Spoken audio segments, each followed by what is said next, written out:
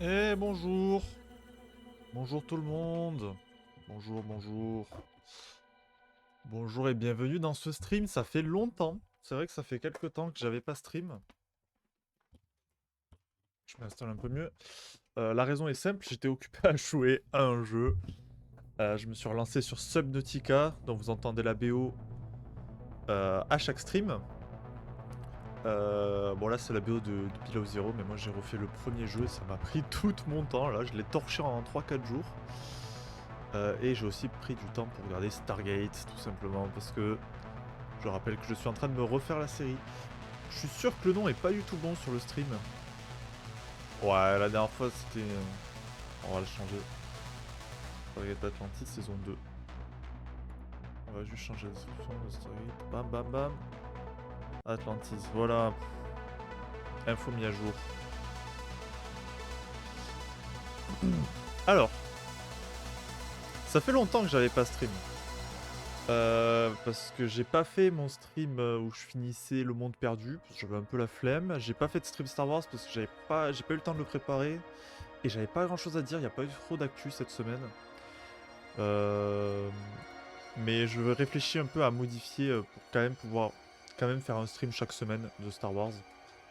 Peut-être parce que j'ai Lego Star Wars que je dois me faire, donc pourquoi pas le faire en live, pourquoi pas genre faire un niveau puis un talk, ou le talk puis un level, comme ça ouais, j'ai toujours du contenu pour durer 1h30, 2 heures, 2 heures et demie, plus d'1 heure et demie quoi. Donc je suis en train de réfléchir à ça. Ouais, là ça a été assez compliqué de produire des trucs, que ce soit des streams ou des vidéos ces derniers temps. Euh, voilà. Voilà. Et du coup on se retrouve pour continuer les tier list Stargate. Donc la dernière fois nous avions fait la saison 8 de Stargate SG1 et aujourd'hui nous allons faire la saison 2 de Stargate Atlantis. Euh, Je vais essayer de retrouver l'image que je montre à peu près à chaque fois pour vous rappeler comment ça marche. Non. Excusez-moi, je cherche cette image. D'habitude, je la trouve facilement. Ouais, même celle-là est même plus simple. Tut, tut, tut.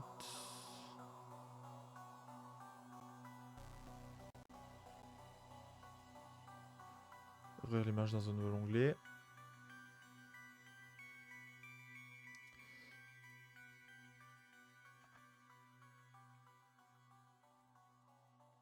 Hop, hop, hop. Voilà, donc si on passe en navigateur, on va couper la musique parce que je vais commencer à parler.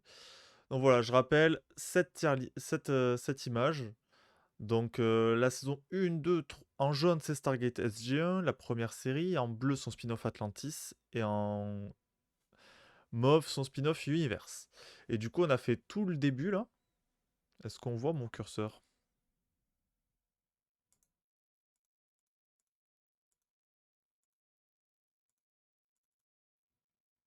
Oui, normalement oui.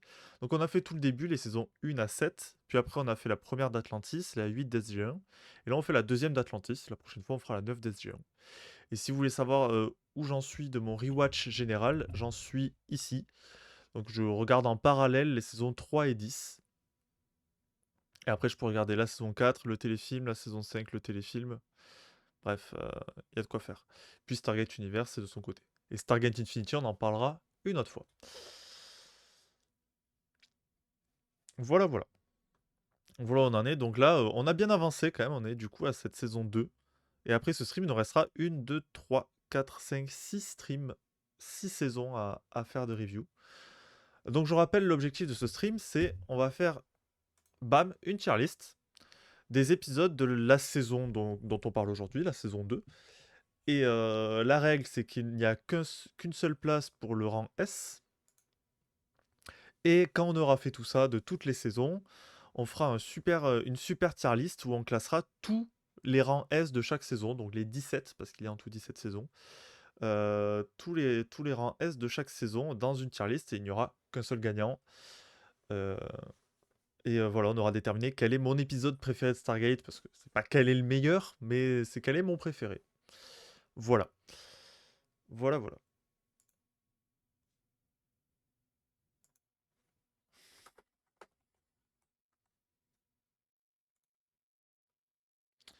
Donc, cadrons-nous un petit peu mieux. Donc, aujourd'hui, saison 2 de Stargate Atlantis. Je rappelle, Stargate Atlantis, le spin-off de SG1, qui se lance après la saison 7 de cette dernière.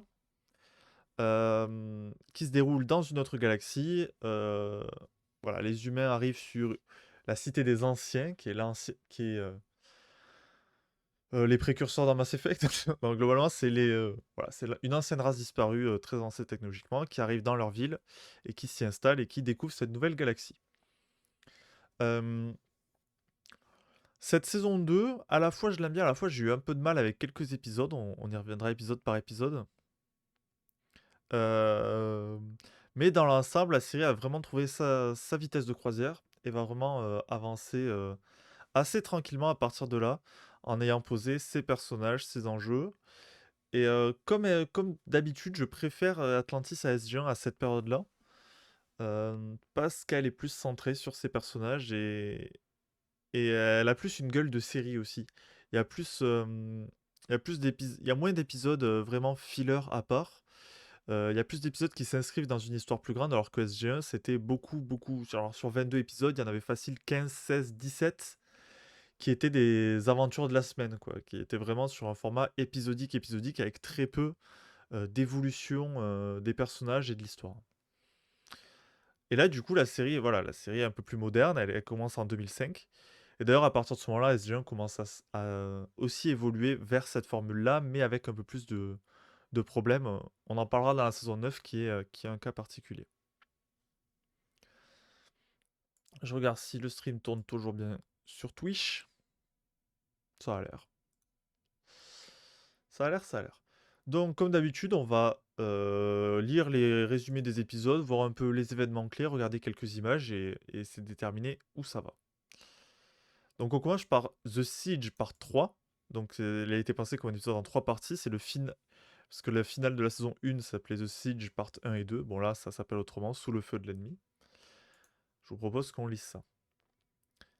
Alors que l'arrivée du Dédale permet de venir à bout du dernier vaisseau Race, une seconde vague fait route vers Atlantis. Le désespoir semble gagner les membres de l'expédition Atlantis. Donc l'intro de l'épisode va être la conclusion de ce qu'on a vu la dernière fois, donc la première attaque des vaisseaux sur nos héros, où Cliffhanger, John Shepard, le héros, semble aller vers le suicide, vers le sacrifice pour détruire un vaisseau avec une bombe à bord de son vaisseau. Mais un vaisseau terrien arrive juste à temps et le téléporte. Et première victoire du coup face au Race de la Terre. Mais d'autres vaisseaux arrivent évidemment, les trois premiers étaient un peu que des éclaireurs.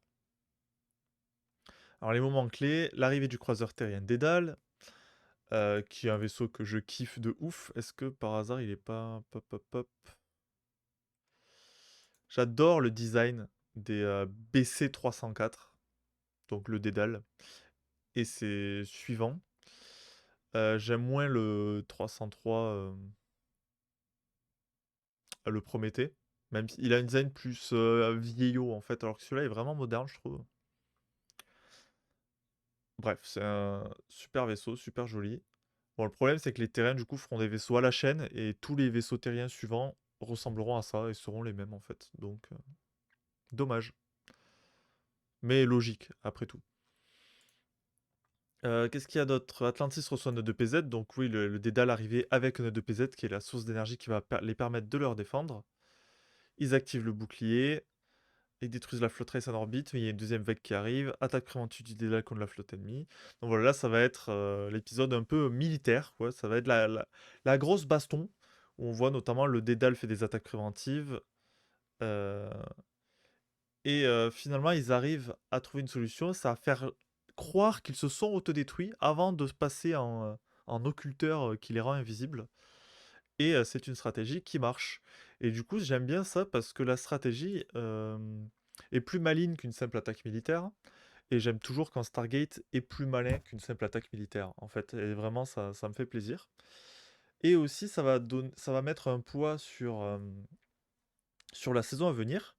C'est que officiellement, Atlantis a été détruite et ils vont devoir garder le secret. Ça va être quelque chose qui va revenir assez régulièrement de cette idée de garder le secret. Voilà, c'est un bon épisode de début de saison qui commence sur les chapeaux de roue, vraiment. Euh, qui est tendu, qui a des bonnes idées de stratégie militaire et de SF un peu sympa. On découvre le Dédale qui va être vraiment un nouveau pion que la série va pouvoir jouer dans ces situations et qui va revenir assez régulièrement. Donc en fait, ce vaisseau, après cette bataille, il va être affecté à faire des allers-retours entre la Terre et Atlantis. Du coup, Atlantis n'est plus coupé de la Terre, mais quand même, il y a un délai parce qu'il faut 3 semaines pour faire le voyage, pour faire l'aller. Et du coup, ça va rajouter des pions sur les possibilités scénaristiques parce que des fois, le Dédale sera par là et ça pourra sauver des situations. Des fois, il sera en voyage, du coup, ça pourra pas les sauver. Et ça va amener, ça va amener la possibilité de plein de nouvelles histoires en fait et nouveaux moyens de s'en sortir avec ce vaisseau. Ce qui est d'ailleurs un peu une première dans Stargate parce que euh, bien que le Prométhée dans Stargate SG1 soit en possession de la Terre depuis la saison 6, la plupart du temps, juste il marche pas en fait. Et il faut attendre vraiment la saison fin 8, même saison 9, pour vraiment voir le Prométhée en action et les vaisseaux terriens en action en général. Et d'ailleurs, le Prométhée sera détruit, mais après ce sera l'Odyssée qui remplira ce rôle dans SG1, tandis que le Dédale restera dans Atlantis. Et voilà, en fait, avec l'obtention de ces vaisseaux, juste sur le lore général, moi j'aime bien, parce que avec l'obtention de plusieurs de ces vaisseaux spatiaux qui peuvent faire des voyages en hyperespace, la série prend vraiment une dimension space opéra qu'avant, on va dire que les personnages étaient témoins du space opéra, parce que c'était plus les méchants qui avaient des grands vaisseaux et des flottes, alors que là, ils vont être de plus, la faction terrienne va être de plus en plus actrice du space opéra et c'est quelque chose qui fait un peu un turnover dans Stargate quand même. Il était temps après plusieurs années. Et en fait, c'est ce que j'ai bien aimé c'est ce que j'aime bien avec Stargate en général, c'est que la série part vraiment d'une science-fiction de proximité, on va dire, euh, où ils sont face à des technologies très avancées, mais ça reste des terriens, et ils vont vraiment se développer sur de la science-fiction primitive jusqu'à l'échelle intergalactique. Et c'est assez cool de voir ce changement qui se fait au fur et à mesure des séries. En vrai, cet épisode est juste très bien, hein. Vraiment, il est vraiment intelligent, prenant, bonne histoire. Les personnages sont un peu mis en recul par rapport à la grande histoire. C'est évident pour un début de saison et la fin enfin, le climax, quoi. Mais il n'y a rien à dire de plus, c'est un grand A. IA, The Intruder. Alors que le Dédale effectue son retour sur Atlantis, un mystérieux virus informatique prend le contrôle des différents systèmes à bord du croiseur terrien. Alors, plein de choses sur cet épisode. On pourrait croire que c'est un filler, mais non. Bon, déjà, Shepard est promu lieutenant-colonel. Euh, Exploration intérieure du croiseur BC, première utilisation des F-302, leur chasseur du coup. Retour sur Terre de Ware et de son personnel d'encadrement, découverte d'un virus informatique, arrivée de nouveaux membres sur l'expédition Atlantis. Alors cet épisode, du coup, il va y avoir toute la partie problème de la semaine, qui est du coup cette IA qui prend possession du vaisseau. Mais en fait, ça va être assez rapidement réglé. Ça va pas prendre beaucoup de place dans l'épisode. L'épisode va beaucoup s'axer avec des flashbacks de ce qui se passe sur Terre, et donc centré sur ces personnages. Euh, Notamment, ils vont mettre en place cette scène-là où oh, l'armée aimerait relever le docteur Ware du commandement ou en tout cas affirmer une meilleure présence militaire et mettre Caldwell, donc lui qui est le capitaine du Dédale, commandant militaire de la base.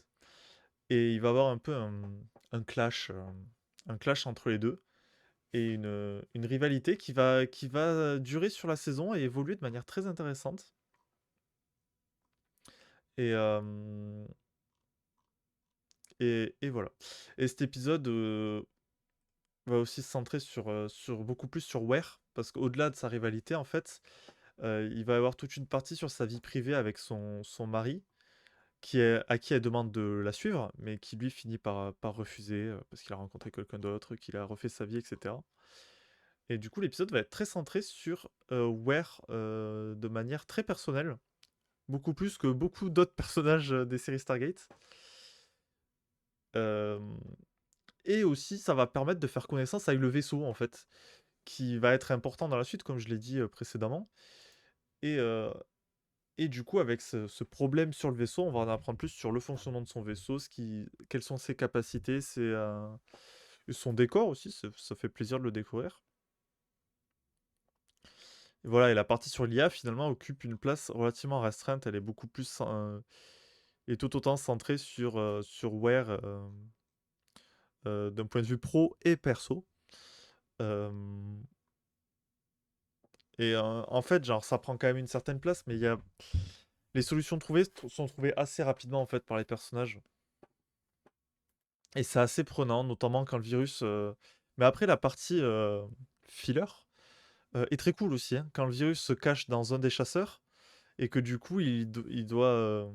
Enfin, il vole contre. Enfin, là, on voit les deux se poursuivent. Il y a un chasseur piloté par le virus, un chasseur piloté par Shepard qui se poursuivent et qui essaie de se détruire. C'est assez, euh, c'est assez prenant quand même. Mais voilà, c'est ce que peut proposer Stargate aussi, c'est malgré les épisodes aventures de la semaine, proposer du développement de personnages, voilà, là centré sur Ware, qui est vraiment une grande force de la série Ware, hein. C'est, elle est elle est pas, contrairement à d'autres commandants qu'on a connus dans Stargate, elle est pas dure parce que c'est pas une militaire, et elle est à l'écoute de son équipe, mais en gardant des décisions fortes tout de même. Et c'est vraiment une grande force de Stargate Atlantis, je trouve, c'est le Dr. Ware et sa relation avec son équipe de commandement, avec son équipe de commandement en général. Parce que je trouve ça... Ah oui, d'ailleurs, il y a aussi une partie avec Shepard, où il va voir la famille de Ford qui a disparu au combat, et qui c'est en fait est devenu un peu Barjo Ford. On en reparlera l'épisode qui est centré sur lui. Enfin, l'épisode suivant, je crois, j'expliquerai toute l'histoire à l'épisode suivant.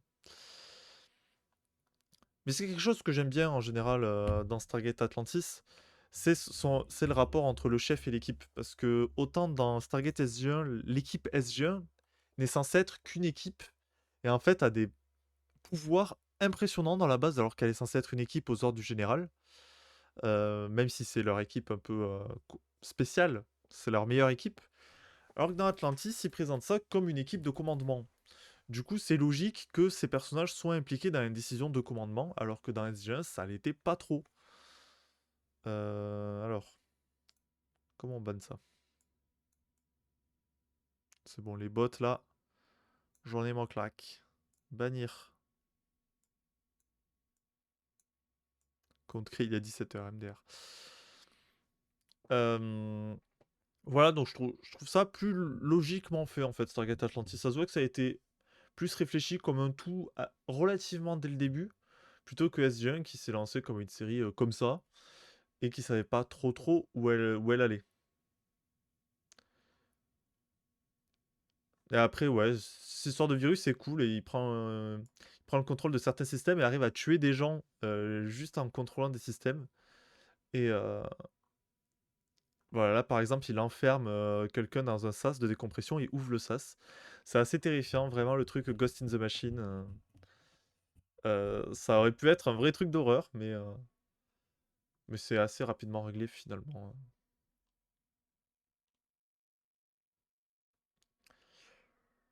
Voilà, voilà.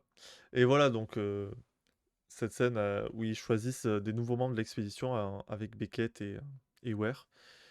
Et voilà, cet épisode se concentre autant sur leur retour sur Terre que sur leur retour sur Atlantis avec cette histoire de virus. Et j'avais oublié la partie en fait des flashbacks quand j'ai revu l'épisode, et du coup ça m'a vachement surpris, et moi je le mettrais en A aussi, c'est vraiment un bon épisode. Clean, carré, rien à redire. Épisode suivant, chasse à l'homme, pardon, Runner. Alors là, on découvre un nouveau personnage qui est joué par Jason Momoa, qu'aujourd'hui, bon, tout le monde connaît, hein, Game of Thrones, Aquaman, Minecraft le film, qui aujourd'hui est une superstar vraiment internationale.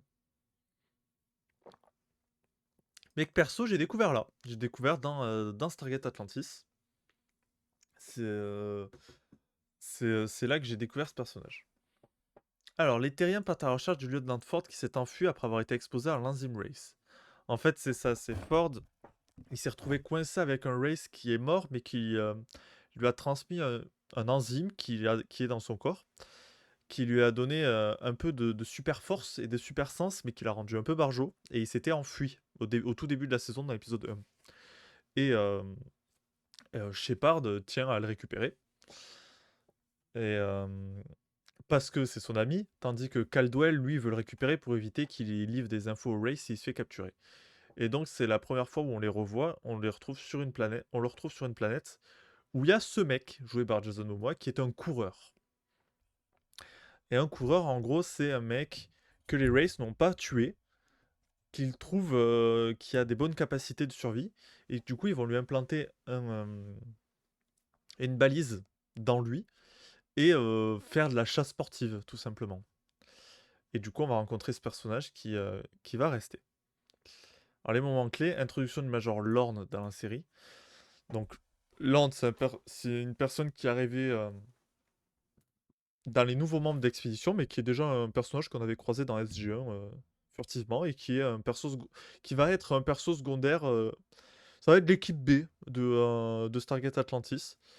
L'équipe A, c'est Shepard, McKay, tout ça. Et l'équipe B, ça va être Lorne, notamment. Genre, quand Shepard n'est pas dispo, c'est Lorne qu'on va envoyer. C'est un truc régulier dans Stargate de faire un peu une team B qu'on va croiser de temps en temps. Et même presque à chaque épisode, hein, Et voilà, ça fait plaisir d'avoir des persos secondaires aussi. Rencontre du coureur Ronan Dex, qui est du coup Jason Momoa. L'équipe de Shepard retrouve Ford et Ford fuit dans un Dart. Alors, moi j'aime bien l'épisode parce qu'il introduit Ronan Dex, qu'il a une certaine classe et qu'il y a le retour de Ford. Euh, pour une fois, ils sont sur une planète qui n'est pas juste la forêt canadienne, parce qu'en fait, c'est la forêt canadienne surexposée. Ça n'a rien à voir. Euh, donc voilà. En vrai, c'est basique, mais ça change un peu euh, d'image, en fait, tout simplement, et c'est toujours assez plaisant. Du coup, on en apprend plus sur Ronandex. Ronandex qu'il sauve parce qu'il lui enlève son émetteur. Et en échange, il va les aider à trouver Ford, ce qu'il va faire. Euh, Mais Ford va quand même réussir à s'enfuir, tandis qu'il ramène Ronan sur Atlantis pour le renvoyer sur sa planète, sauf que sa planète a été rasée, et du coup, pour l'instant, il va rester là. C'est un bon épisode que j'aime bien pour les introductions de personnages, comme je disais, mais il n'y a rien d'exceptionnel non plus. Il y a Ford, moi, c'est un perso qui m'énerve assez après sa prise de folie. Je trouve assez caricatural le personnage et pas si intéressant. Et, et voilà, cet épisode, voilà. À part qu'il y ait Jason Momoa qui soit introduit, je trouve il a rien de très ouf. Et en fait, il ressemble un peu à un passage obligé à la fois pour faire avancer Ford, à la fois pour introduire Ronan, qui va devenir un personnage principal. Euh, mais je trouverais ça dur de le mettre en C, mais je trouve vraiment qu'il n'y a rien d'exceptionnel dans cet épisode, quoi. Et niveau concept de SF, le seul truc, c'est cette planète qui a une atmosphère plus légère et qui, du coup, euh, voilà, le soleil tape plus, globalement, il y a plus d'UV. Ça pourrait rendre un peu fou les gens, ce qui ne change rien. Il y a juste, ça amène, en fait, cette info amène juste aux blagues sur Mackay qui va en combinaison et avec de l'écran total, quoi. C'est pas si intéressant. Donc, en vrai, je le déteste pas, mais ça, je trouve il est trop bon pour être en B, mais ouais, me semble être quelque chose De pas déconnant. Allez, continuons avec l'épisode 4, à corps perdu. Qui lui a un vrai concept sympa par contre. Et qui est un épisode relativement léger d'ailleurs. Le téléporteur d'un Dart Race, donc c'est leur chasseur, transfère accidentellement la conscience du lieutenant Cadman dans la tête de McKay. Zelenka et l'autre équipe de scientifiques d'Atlantis font tout pour corriger la situation. Alors Zelenka, c'est un scientifique qui fait aussi partie de l'équipe B en fait. Quand il y a besoin d'un scientifique et que McKay n'est pas là, c'est Zelenka.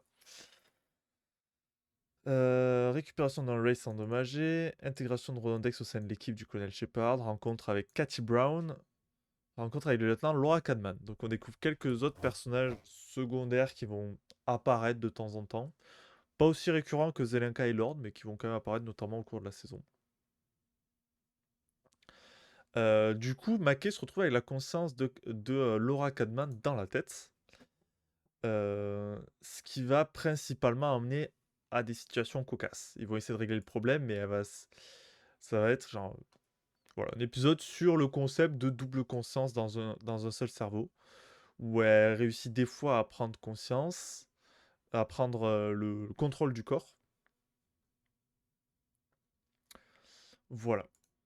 Et voilà, le but, ça va être des situations cocasses jusqu'à ce que ça devienne en fait un problème parce qu'on se rend compte que si on règle pas le problème, les deux risquent d'y passer. Du coup, là, ça devient plus sérieux. Puisque là, c'est assez cocasse. Et ça amène à des situations cocasses. Voilà, Mackey qui se retrouve nu face à Cadman qui est dans sa tête. Qui va à un rendez-vous galant aussi. Je crois bien que c'est la première fois qu'on a un rendez-vous galant dans Stargate. Qui va à un rendez-vous galant où Cadman prend un peu le pouvoir pour faire bien agir Mackey qui est associable comme pas possible. Et, euh, et voilà, les situations sont assez fun. Et en parallèle, on va faire plus ample connaissance avec Ronon, qui semble être un guerrier, ma foi, très aguerri. Et, Atlantis va beaucoup plus permettre ce genre d'épisode où il y a vraiment deux storylines séparées et qui avancent en même temps et qu'il faut avancer il y en a souvent une qui est une intrigue de l'épisode et une qui est une intrigue plus générale, là par exemple. Faire connaissance avec Ronon. Et, euh, et voilà, Emma qui finit par trouver la solution évidemment. Et Stargate Atlantis va beaucoup plus se permettre ce genre d'épisode à double histoire, à histoire parallèle.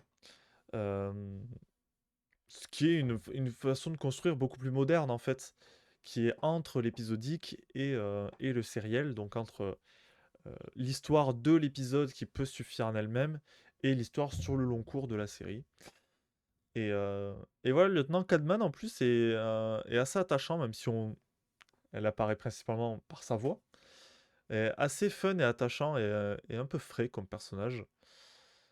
Et, euh, et voilà.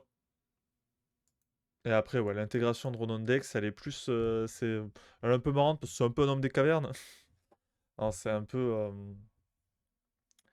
Il pourrait paraître violent et la question va être du coup, est-ce qu'il est contrôlable? Et voilà, moi, c'est un épisode que j'aime beaucoup, même si je trouve, au bout d'un moment, les scènes cocasses sur le fait que Mackay ait une femme dans sa tête et qu'il puisse contrôler son corps, au bout d'un moment, je souffle un peu. Mais vu qu'il y a l'autre histoire sur Ronan et que ça prend pas 40 minutes, c'est pas non plus horrible. Ça appartient à un solide B. Le concept est quand même fun et surtout c'est un épisode plutôt cool sur McKay qui développe du coup McKay et sur sa relation avec Zelenka et en fait cette double personnalité le fait mal travailler et Zelenka lui dit casse-toi, laisse-moi bosser.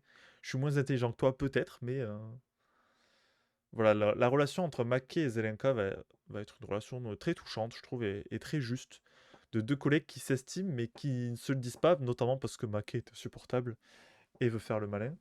Mais il s'estime quand même vraiment beaucoup et c'est un peu une des premières fois où bon, c'est pas la première fois où ils travaillent ensemble, mais où leur relation personnelle rentre un peu dans leur relation pro et c'est cool. Épisode suivant, les condamnés. Alors c'est un épisode que dans mes souvenirs que j'aime bien, les concepts, mais l'exécution m'ennuie un peu. C'est pas. L'exécution aurait pu être plus percutante, quoi.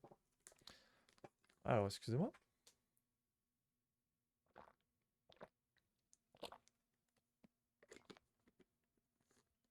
Shepard et son équipe arrivent sur une planète qui vit en relative harmonie avec les Wraiths. Intrigué, Ware se rend sur place pour entrer en contact avec l'autorité locale.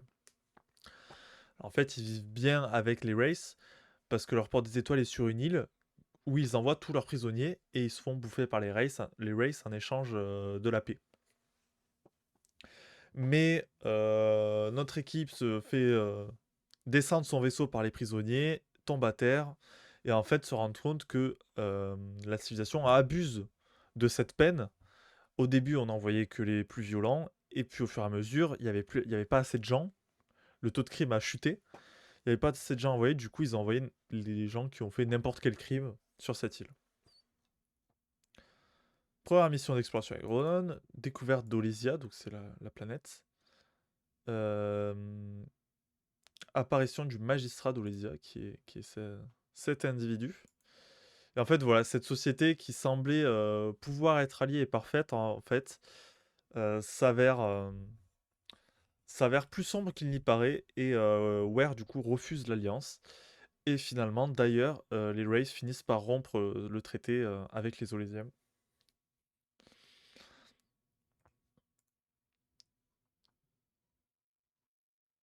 Euh, Voilà, j'aime bien ce double des plans larges, toujours, on profite. J'aime bien ce double jeu quand même de la civilisation qui cache un secret, toujours, chaque fois, sinon il n'y a pas d'histoire en fait. Si d'aller dans une nouvelle civilisation et qu'elle est irréprochable, il n'y aurait pas d'histoire. Et voilà, qui cache un peu le poteau rose. Et il y a une scène assez cool par contre, où le magistrat mange, enfin dîne avec un race qui a l'air un peu plus civilisé que certains, et je trouve que ça montre aussi une certaine adaptabilité des races. On le voit notamment bouffer, alors ça lui sert à rien, mais il le fait par plaisir. Et on voit vraiment leur côté machiavélique de cette espèce-là quand même.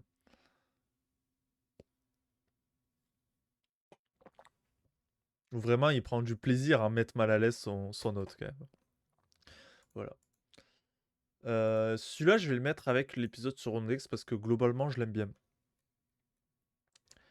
Mais je trouve le concept est un peu éculé. Et évidemment que quand on arrive, qu'il y a un problème en fait, quand on voit cette société parfaite, euh, évidemment que cette histoire de prison, ça cache quelque chose.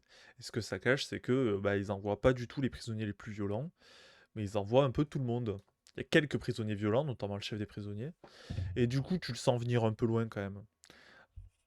Après qu'il ait vraiment un traité avec les Rays en mode je vais faire des bouffées avec lui, ça c'est un peu plus poussé, c'est un peu rigolo.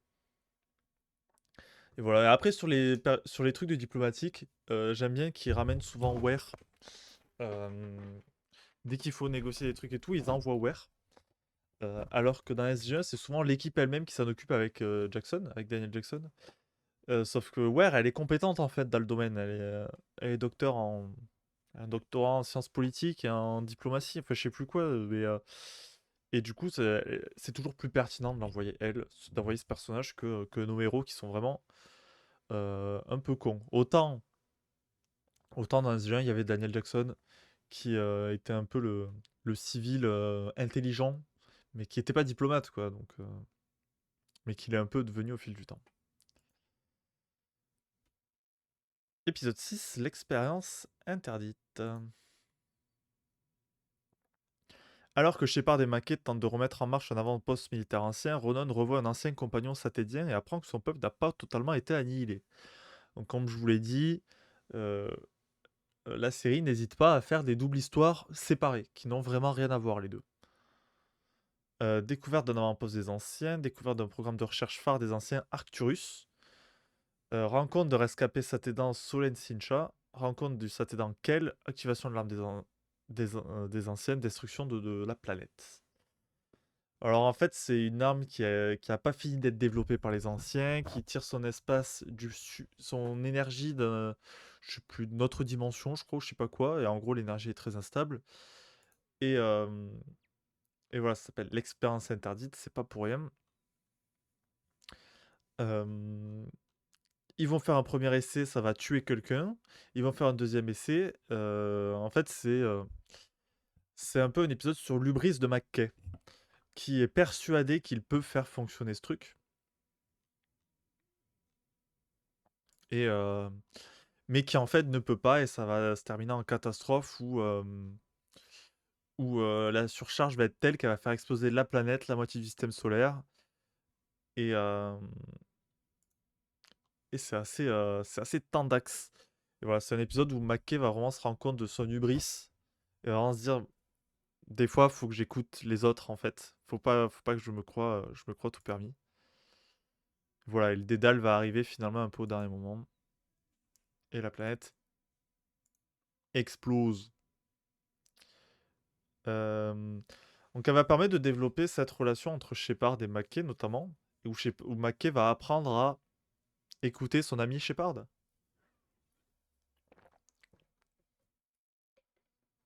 Et de l'autre côté, on a l'histoire de Teyla et Ronon qui vont négocier des vivres. Et Ronon croise par hasard, j'essaie de trouver une image, croise par hasard un Satédan, donc un mec de sa planète, il est très heureux. Il croise un autre Satédan qu'il tue de sang-froid, parce qu'en fait c'était un connard. Et, du coup, il va un peu s'embrouiller ça va un peu embrouiller les choses entre Teyla et Ronon. Parce que Teyla n'aime pas du tout avoir été mis dans cette sauce sans avoir été prévenu. Dans cette sauce d'un meurtre, tout simplement. Et, et voilà, ça va surtout amener à développer un peu Ronon et la relation qu'il peut avoir avec Teyla, où ils se sentent un peu proches parce que c'est tous les deux des aliens qui ont rejoint l'expédition Atlantis. Mais là, par contre, cette histoire est très secondaire et elle n'apparaît que dans quelques scènes. Le gros du truc, c'est quand même la réactivation de cette arme. Euh, voilà. Qui pousse Mackay à l'ubris. J'avais des très bons souvenirs de cet épisode, très honnêtement, mais quand je l'ai revu, j'étais en mode oui, c'est bien. Et encore une fois, comme d'habitude avec Atlantis, c'est pas le concept de SF qui est mis en avant, contrairement à beaucoup d'épisodes de SG1. Là, c'est vraiment. Dans cet épisode, c'est plus Mackay que le concept que l'arme en elle-même qui est intéressant en fait. Mais c'est pas non plus, moi je trouve pas ça non plus passionnant à revoir finalement en fait. J'en avais des bien meilleurs souvenirs que ce que j'ai revu, donc ça va aller avec l'épisode sur Cadman. Deux épisodes centrés sur Mackay d'ailleurs. L'épisode où ils ont les deux esprits dans la même tête. Épisode 7, Instinct. Alors là, c'est pas un double épisode, mais c'est pensé comme un double épisode avec le suivant, vous allez voir pourquoi. L'équipe découvre une jeune fille Race qui est élevée par un humain, se cachant des habitants de son village et craignant pour sa vie. Donc Elia. Début de la création du rétrovirus contre les Race. En gros, c'est... on parle pour la première fois En gros, les Race, globalement, c'est un peu une absurdité biologique en vrai, ce qui commence à expliquer, mais les Race seraient des humains qui ont mélangé leur ADN avec un insecte de cette galaxie. Et, et ils travaillent sur un remède en fait, pour effacer la partie insecte de l'humain et les faire redevenir humains, ce qui est un peu absurde. Euh, Là, du coup, ils arrivent dans un monde où il y a une bête qui les attaque, où il y a une bête qui attaque les villageois. C'est peut-être un race, du coup, ils vont partir faire sa recherche.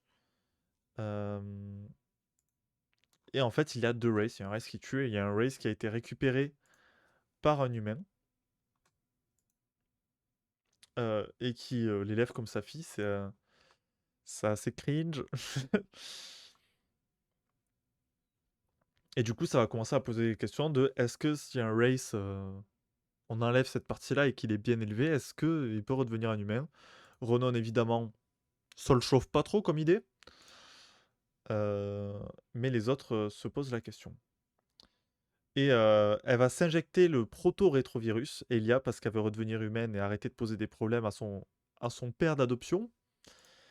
Mais le rétrovirus n'est pas prêt. En fait, ça va faire l'effet inverse. Elle va devenir plus proche de l'insecte que de l'humain. Est-ce qu'il y a, est-ce qu'il y a une image par là, voilà. Et elle va attaquer le colonel. Et voilà, elle est tuée. Et l'épisode se termine là, avec le colonel le bras en sang. On va parler de l'épisode suivant, on classera les deux séparément, mais on va parler de l'épisode suivant direct. Mais en fait, il a été infecté par ce rétrovirus, comme vous pouvez le voir. Le temps est compté pour l'équipe qui doit à tout prix trouver un remède face à la transformation rapide de Shepard en Race. En fait, il se transforme plus qu'en Race, il se transforme vraiment en quelque chose d'autre. Euh, Et du coup, l'épisode commence sur le retour sur la planète et, euh, et le début de la transformation. Là, par exemple, son bras qui pissait le sang n'a en fait rien. Il a les pouvoirs de régénération. Et ça va être un peu l'épisode de la mouche. C'est vraiment la mouche en vrai. Euh, il va devenir de plus en plus monstrueux.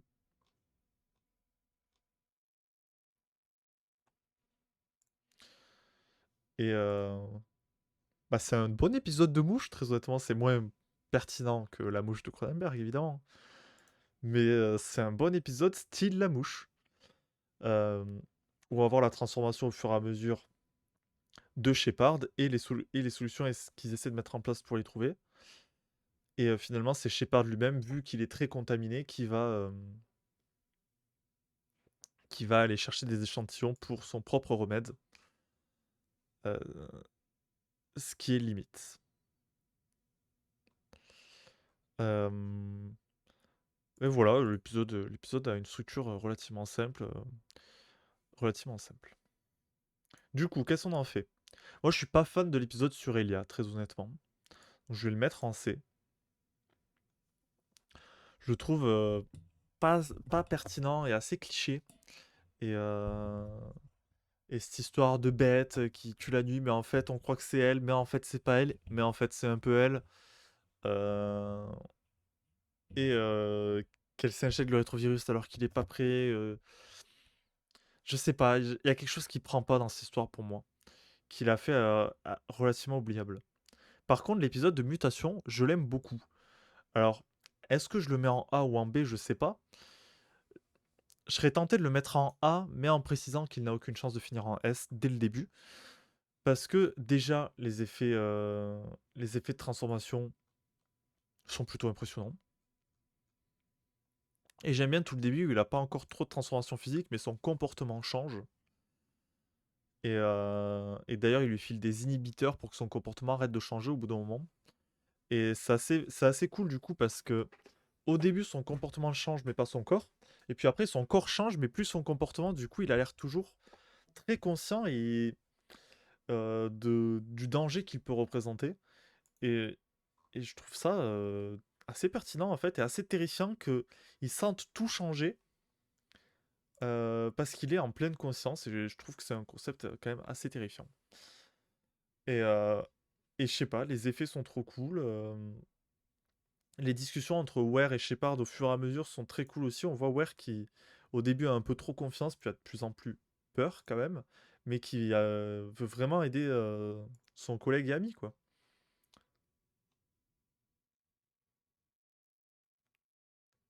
Et, voilà, donc là, il se retient un peu moins, il la plaque au mur. Et la relation entre Ware et Shepard, de toute façon, est exceptionnelle, et dans cet épisode, ça reste au niveau. Et la résolution est cool aussi, qu'ils finissent par l'envoyer lui, parce que c'est le seul qui peut aller récupérer les échantillons nécessaires. Je trouve le twist assez cool.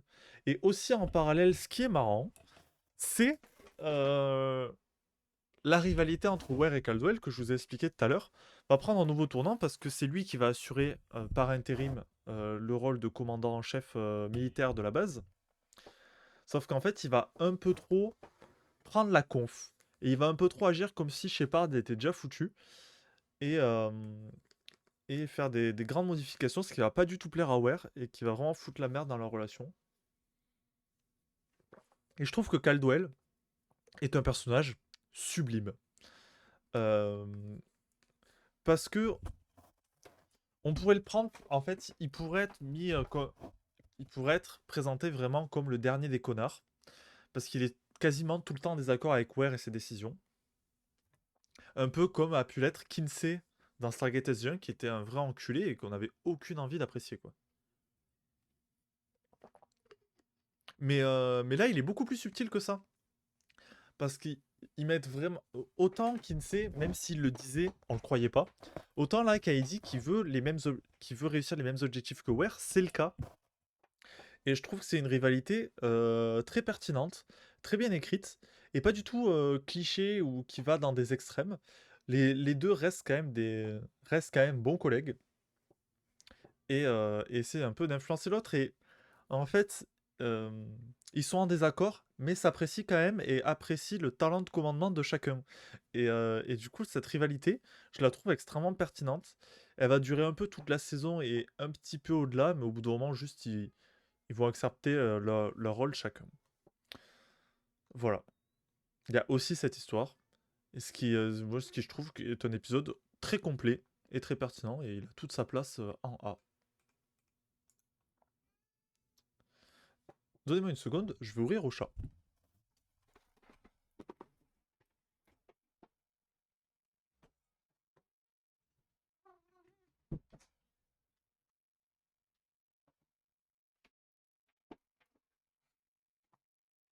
Les chats, quand même, hein. Quelle horreur. Épisode 9, l'aurore. Ah, par contre, tu vas pas miauler comme ça. Viens sur mes genoux si tu veux. Tu peux venir sur mes genoux et dormir. La bestiole veut des câlins, vous connaissez. Miaou miaou. Tu veux parler au micro? Bonjour Twitch. Micro, non? Bref. Voilà, Mutation est un épisode qui a toute sa place en A, que je trouve de très grande qualité. Alors, épisode 9. Et après, on fera une pause, je pense, parce que l'épisode 10-11 est un double épisode, que je vais compter comme un seul. Et du coup, on sera à peu près à la moitié, donc je fais cet épisode, on fera une petite pause. L'aurore, donc. Euh, Quand l'équipe découvre un vaisseau ancien, Mackey et Shepard sont surpris d'apprendre que l'équipage à bord a découvert une faille dans la technologie Race. Alors en fait, je trouve que le résumé résume assez mal le truc. En fait, ils trouvent un vaisseau Race. Vaisseau Race. Un vaisseau ancien. Ils en trouvent un. Et ils découvrent que l'équipage est en stase dedans. Mais en stase depuis tellement longtemps que si on les sort, ils sont dead. Mais leur esprit est un peu dans la matrice. Globalement, c'est la matrice. Et, euh, et ils s'infilent dans cette matrice, apprennent du coup qu'ils ont découvert une faille dans la technologie Race. Mais le truc, c'est qu'ils découvrent aussi un Race qui est connecté. Et en fait, les Race sont déjà arrivés sur ce vaisseau et se sont aussi intégrés dans la matrice. Et du coup, il va falloir un peu deviner qui est le Race. Et le Race va réussir à malheureusement détruire les données. Et le capitaine lui-même ne les connaît pas en fait. La donnée est trop précieuse. Découverte du vaisseau ancien l'Aurore, découverte d'une faille technologique des Race par l'équipage de l'Aurore, autodestruction de l'Aurore. Cet épisode est très cool parce qu'on en apprend beaucoup plus sur les anciens en fait. Les anciens qui est toujours resté ce truc un peu mystique dans Stargate. Mais là, en plus de voir leur technologie, on les voit en action. Puisque ils sont dans leur simulation où ils font leur truc de vaisseau comme d'habitude. Voilà, cet épisode Matrix, je trouvais assez cool. Joue bien avec le truc.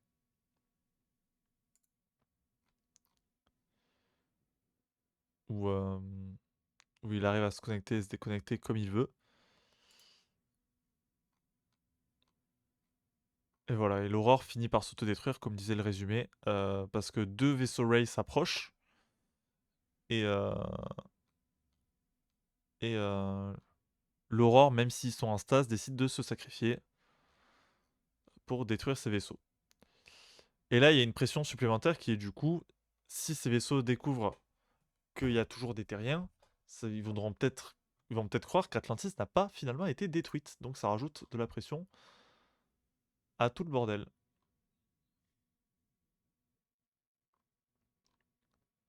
Voilà, voilà. Et on découvre du coup ce vaisseau et cette classe de vaisseau aussi qu'on avait. Je sais pas s'il y a. Je vais essayer de trouver une image du vaisseau quand même. Pop, pop, pop.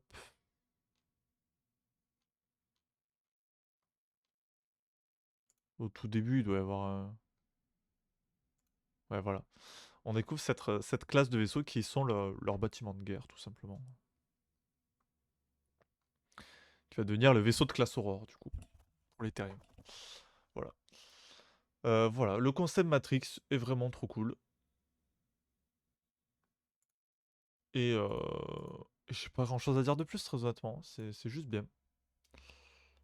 De là à aller en A, peut-être pas. Parce que je trouve finalement, il exploite bien, mais pas assez loin. Et, euh, et voilà, en fait, quand on voit. Aussi, on détecte assez rapidement qui est le Race. Donc en gros, le Race a viré quelqu'un de sa stase et a pris sa place dans la stase. Et on comprend assez vite que c'est le second qui fait vraiment tout pour que le capitaine n'écoute pas Shepard quand il se connecte. Donc, euh, donc, l'épisode n'a pas beaucoup de surprises. Euh, à part, la seule surprise, c'est qu'on apprend que le capitaine lui-même ne connaît pas cette faille dans la technologie des Race et que le Race l'a effacé, donc dommage. Mais sans surprise, mais très bien exécuté. Ça me paraît être logique de le mettre en B. Euh, voilà. J'ai besoin un peu de reposer ma voix là, parce que ça fait j'ai perdu l'habitude de faire du stream très honnêtement et de parler longtemps. Donc je vous propose de petite pause et on revient pour 1, 2, 3, 4, 5, 6, 7, 8, 9, 10. Bah voilà, on a 10 épisodes. Parce que lui, c'est un double épisode qu'on va compter comme un seul. Voilà. Euh, Eh bien, à tout à l'heure. Je fais une petite pause, je vais boire un truc, grignoter un truc, aller aux toilettes et je reviens. Allez, je vous remets la musique aussi.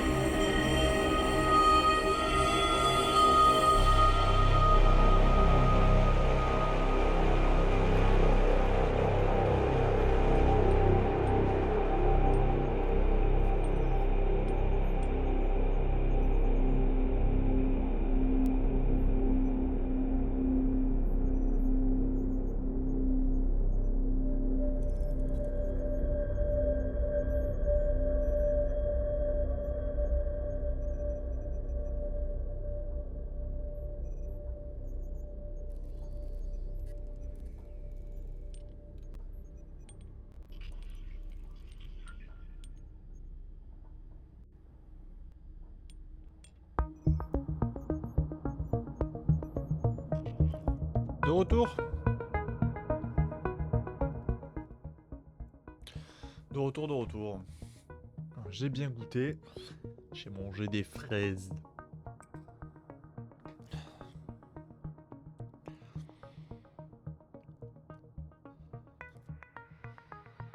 Je vais roter. Ça va être terrible. Ah. Horrible.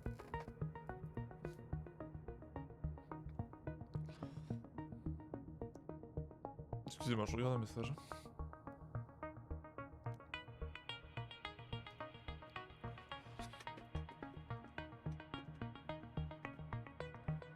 Alors. Où en étions-nous?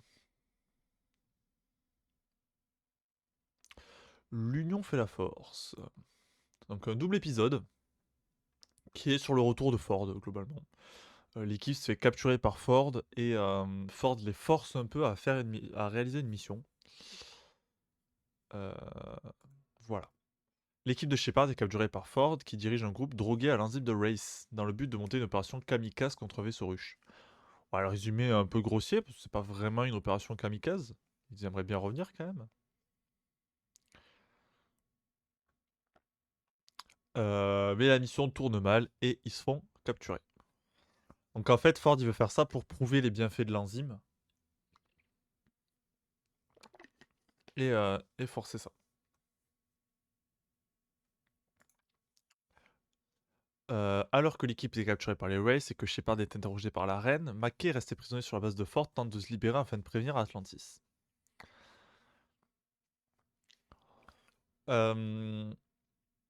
Rencontre d'une reine Wraith, première mention des adorateurs des Wraiths et apparition de l'un d'entre eux, Nera. Donc là on découvre qu'il y a des humains qui vénèrent les Wraiths. Révélation d'une très forte rivalité entre les factions Wraiths. Alors ça en fait c'est un truc qui va servir sur la stratégie pendant longtemps. Sur la stratégie des humains, c'est que les Wraiths se battent entre eux. C'est cool. Et le lieutenant Ford disparaît encore.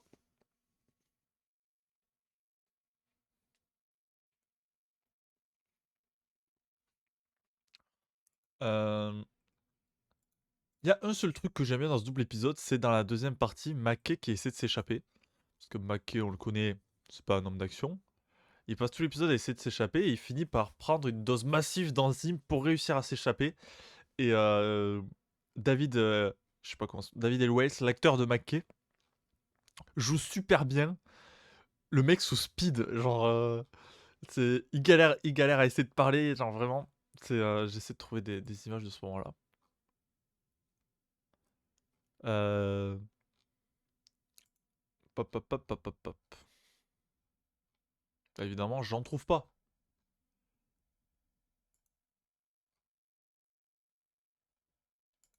Ah, ça doit être au début de l'épisode en fait. Genre, vraiment, le moment est trop drôle, il est en sueur, il arrive pas à se concentrer sur ce qu'il veut dire et tout. Genre, c'est vraiment Mackay x 10. Et je trouve ça, ça marche plutôt bien et c'est extrêmement drôle. Mais sinon, après, je suis pas fan de Ford, mais c'est vrai que son délire d'équipe bourré aux enzymes qui sont un peu tous cons du coup. Ils ont tous un peu perdu la boule avec, avec Shepard qui essaie de le doubler, mais finalement il se fait aussi doubler. Bref, c'était un double épisode, le plan est un peu con. Et en fait, juste, je suis pas fan de Ford une fois qu'il a perdu la boule. Mais on apprend des choses sur le fonctionnement des races, qui est pas désagréable, sur le fonctionnement du Dart aussi, oui, parce qu'ils infilent la base en conduisant un Dart, en fait, qu'ils ont récupéré. Pas, voilà,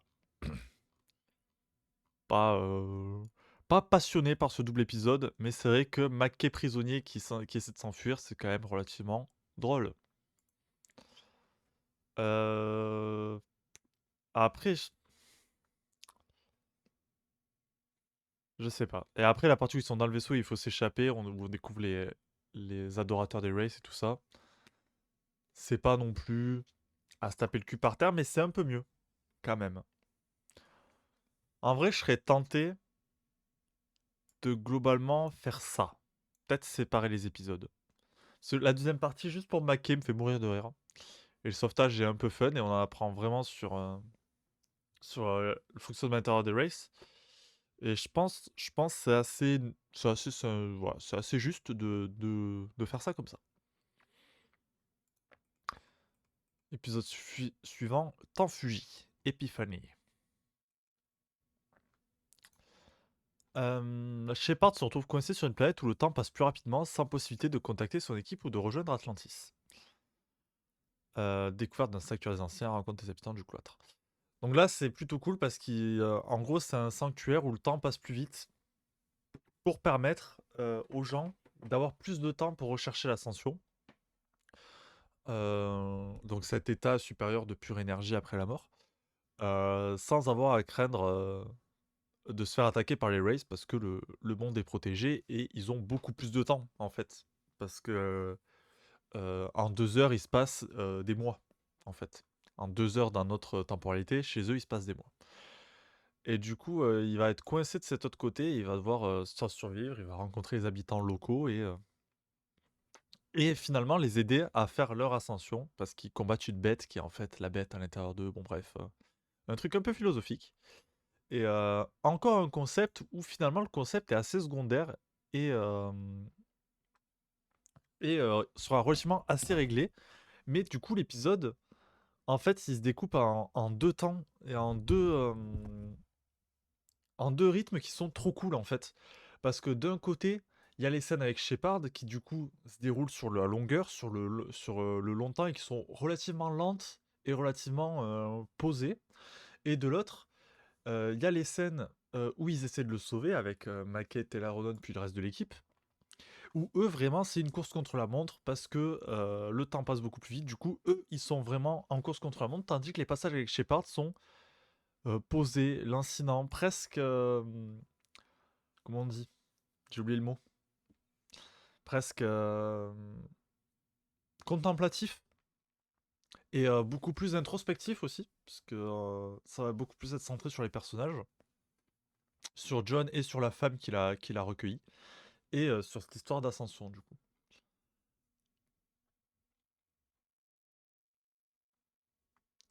Et mais après, voilà, les solutions pour le trouver sont finalement trouvées relativement vite, mais pas assez vu qu'il se sera passé des mois.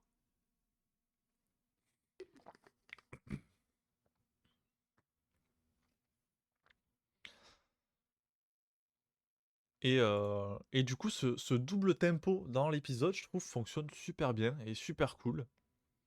Donne une ambiance vraiment particulière à l'épisode.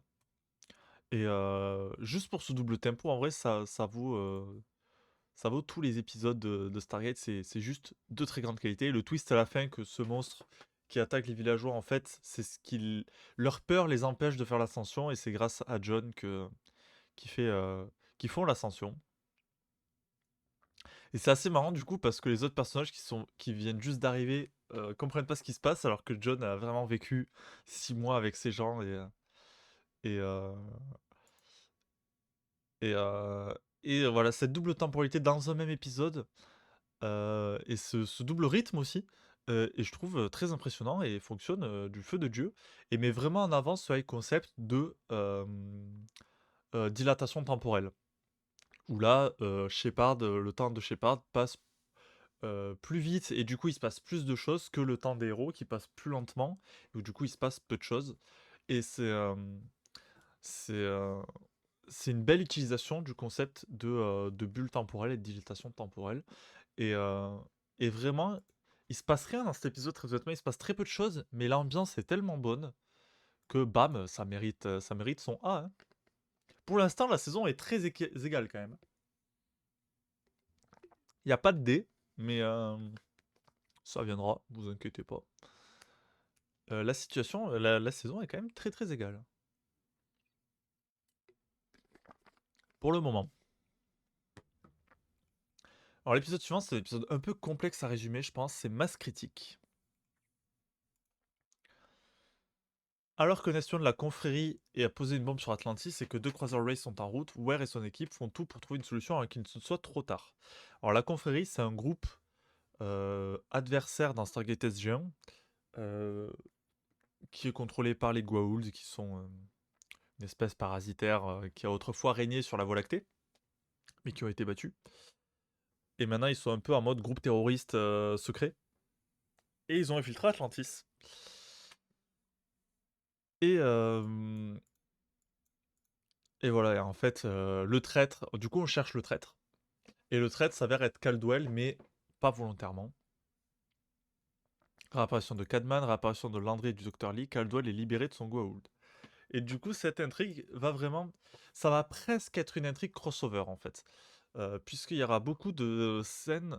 Puisque... euh, comment on dit l'intrigue part de la Voie lactée, donc de Stargate SG-1, même si de Stargate SG-1, on ne retrouve que le général, l'agent Barrett et le Dr. Lee. Et du coup, on va falloir trouver une solution pour les contacter, parce que la Terre peut contacter rapidement... euh, non, Atlantis peut contacter rapidement la Terre dans ce sens-là, mais à l'inverse, ce n'est pas possible. Parce que la Terre n'a pas assez d'énergie pour faire ça. Et du coup, c'est un épisode un peu thriller espionnage, sans trop d'action. Thriller espionnage, et il va falloir du coup trouver la bombe et la désamorcer.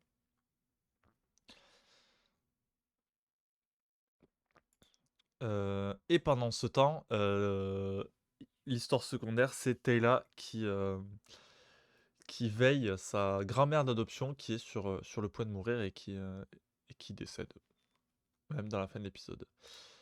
Euh, donc voilà, on va chercher qui est le traître. Au début, Ware va vraiment se porter sur ce gars, qui est un vrai connard, mais qui n'est pas le traître. Et voilà, l'épisode est assez tendu, un délire d'espionnage assez cool et assez bienvenu. Et avec des twists sympas, que Caldwell soit... Bon, en vrai, on le sent que ce mec, c'est une fausse piste, mais du coup, qui est-ce? Rodney propose que ce soit Cadman, mais en fait, pas du tout. Et du coup, ils sont vraiment au dépourvu et ne savent pas trop quoi faire. Et par instant, Tayla qui fait le deuil de cette personne. Et ça va avoir un lien parce qu'il y aura une scène de chant. Alors, il y a beaucoup de gens dans les fans de Stargate qui détestent cette scène. Moi, je comprends pas pourquoi. Je trouve elle est très touchante. Ça va être une scène en parallèle avec la résolution de tous les événements. Et cette musique ouais, qui est pas la musique la plus inspirée de tous les temps, qui fait assez peu alien, qui fait très terrienne pour une musique de prière d'une autre galaxie. Et je trouve la résolution avec cette musique de fond est très prenante et ne ressemble pas du tout au rythme habituel que nous propose Stargate. Et, euh, et voilà, et c'est extrêmement plaisant comme épisode de tension, espionnage, enquête. Et moi, cette fin avec ce montage alterné de cette scène de chant et la tension qui monte parce qu'il y a deux vaisseaux race qui sont en approche et si ils n'ont pas réglé leurs problèmes, ils ne peuvent pas se cacher ou se défendre et du coup, ils vont mourir. Cette fin est extrêmement tendue et le montage alterné avec la musique, je trouve, accentue vraiment cette tension. Et, euh, c'est un épisode de très grande qualité, en fait, tout simplement. Vraiment, je l'aime énormément, cet épisode. Masse critique. Épisode 14, l'ivresse des profondeurs. Quand le docteur McKay se retrouve prisonnier d'un jumper en perdition dans l'océan, il doit compter sur Samantha Carter pour survivre. Encore un épisode sur McKay. Décidément, cette saison a beaucoup d'épisodes centrés sur le développement de McKay, qui apparaît presque comme un personnage plus principal que Shepard, mais juste parce que n'étant pas militaire, je pense, il se permet plus, les scénaristes lui permettent d'avoir plus d'émotions et, euh, et d'être un personnage. C'est un personnage beaucoup plus imparfait aussi, donc beaucoup plus intéressant, tout simplement, hein. Donc là, leur jumper se crache dans l'océan. C'est un huis clos, du coup, il va être enfermé dans ce jumper. Euh, et son esprit va manifester Samantha Carter, sur qui il a toujours eu un crush. Et qui va l'aider à survivre et cette partie est assez cool. Et en parallèle, il y a Zelenka et Shepard qui essaient d'aller récupérer euh, McKay et qui essaient de trouver des solutions. Et du coup, c'est vraiment... Alors, c'est... en partie sa relation avec Carter, mais c'est vraiment une introspection sur McKay et encore une fois sur qu'il surestime un peu trop ses possibilités et qu'il ne fait pas, qu'il n'écoute pas, il ne fait pas assez confiance à ses amis et collègues pour trouver une solution et qu'il pense pouvoir tout régler et il faut qu'il apprenne à ne pas régler. Ça fait un peu doublon. Ça pourrait faire doublon avec l'épisode sur l'expérience interdite, mais je trouve que ça fait plus écho. Parce que c'est deux choses un peu différentes. Parce que là, il doit juste remettre sa vie entre les mains de. Dans l'expérience interdite, c'était vraiment son hubris qui parlait et il voulait prouver que c'était le meilleur et qu'il était très intelligent. Là, c'est plutôt, il faut qu'il accepte de remettre sa vie entre les mains des gens en qui il est censé avoir confiance. Et, euh, et parce que finalement, c'est même pas Mackay qui trouve la solution pour se sauver, il trouve des solutions pour survivre un peu plus longtemps. Mais ça, voilà, au bout d'un moment, il accepte juste de. S'il fait quelque chose, ça risque de lui porter, de lui porter préjudice, alors que s'il attend que ses amis viennent le chercher, il y a plus de chances de survie. Et voilà, et en plus, il y a une relation vite fait avec une baleine qui passe par là. C'est une créature. Ce qu'on la voit là. Voilà, une créature de l'océan. Euh, créatures qui reviendront dans la saison 3, il me semble. Euh, Au début, il croit qu'il veut la bouffer, mais en fait, c'est grâce à ça que ses copains, que Shepard et Zelenka repèrent le vaisseau, parce qu'elle tourne autour. C'est une résolution assez rigolote, je trouve. Et cette histoire du fantasme de Mackay qui lui apparaît devant lui et qu'à un moment même elle est en maillot de bain et tout. C'est un petit peu drôle. Ça continue un peu le personnage et je trouve que ça fait grandir le personnage. Enfin, pas ce passage en particulier. Mais, mais Mackay est vraiment le personnage le plus intéressant de Stargate Atlantis parce qu'il est bourré de défauts. Et vraiment, quand on se rappelle de Mackay et ses quelques apparitions dans Stargate SG-1, le personnage a déjà pas mal évolué, il va évoluer encore, et je trouve que c'est très intéressant. Il évoluera jusqu'à la fin de la série, en gardant quelques-uns de ses défauts si caractéristiques. Mais, euh, mais non, c'est vraiment un bon personnage, et l'acteur est très très fort parce qu'il arrive à tenir ce genre d'épisode où vraiment tout l'épisode tient sur son jeu d'acteur, comment il joue sa paranoïa, sa tête qui part un peu en l'air. C'est un petit peu surjoué, mais ça va avec le personnage en fait, vu que le personnage est très exubérant, c'est pas du tout choquant en fait que ces passages où il perd un peu la boule soient très explicites. Et voilà, encore une fois, un très bon épisode là. Il mérite même sa place dans les A. Mais, bon, je pense qu'on peut le dire tout de suite, les chances qu'il a pour monter en S quand on aura fini sont très minces. Ensuite, merde, j'ai perdu la page. Hum, hum, hum. La tour. L'équipe découvre un monde qui possède des technologies défensives anciennes et qui est contrôlé par une famille royale. Shepard se retrouve être le pion dans la rivalité entre les héritiers du trône. Alors en fait, il découvre une autre cité d'Atlantis globalement, qui est elle en ruine, et qui est aux mains d'un pouvoir seigneurial très médiéval. Et, euh, du coup, ils vont essayer de rentrer en contact avec eux pour voir s'ils peuvent récupérer certaines technologies déjà, qui leur est pas utile parce que leur truc est pas avancé. Je veux juste voir, est-ce qu'il y a l'image culte? Voilà, là. Voilà, donc c'est cette tour d'Atlantis perdue dans la forêt. C'est une image assez cool. Et voilà, et Shepard, puisqu'il a le gène des anciens et que en gros, la noblesse dans cette société est déterminée par le gène des anciens, qui permet d'activer la technologie des anciens. Et Shepard va se retrouver un peu au milieu d'une histoire de trône, voilà. Sauf que je trouve l'histoire de trône est un peu gérée par-dessus la jambe. Je la trouve assez basique, pas si intéressante, Et j'ai l'impression vraiment qu'ils la prennent un peu au second degré, notamment avec un des personnages qui n'a rien à foutre dans Stargate. Je trouve qu'il fait très caricatural, c'est lui. Après, c'est normal du fait de son rang un peu noble, déconnecté de la réalité. Mais je trouve le personnage fait ultra caricatural et pas du tout intéressant. Et même, elle, par exemple, c'est la fille qui veut mettre Shepard dans son lit pour récupérer les gènes des anciens, hein, c'est toujours, on va bien penser. Euh, on dirait que SG1 débarque dans une autre série, dans une série genre Merlin ou un truc comme ça. Atlantis, pardon. Et genre, mettre une touche de médiéval fantastique dans Stargate, c'est quelque chose qui me plaît assez bien. À partir de ce moment-là, à partir d'Atlantis et de la saison 7-8 de SG1, c'est quelque chose qui me plaît assez bien, qui je trouve donne un vent de fraîcheur un peu par rapport à d'autres séries de SF. Mais là, les curseurs médiévales sont poussés au maximum. Et il y a des bonnes idées, mais après, c'est un épisode très exploration des autres planètes finalement, parce qu'on apprend beaucoup de choses sur ce système sociétal. Euh, mais c'est bizarre à dire pour des explorateurs qui voyagent dans une autre galaxie. Mais les héros ont l'air vraiment de débarquer là et de rien foutre genre, ils ont rien à foutre là, quoi. Et, euh,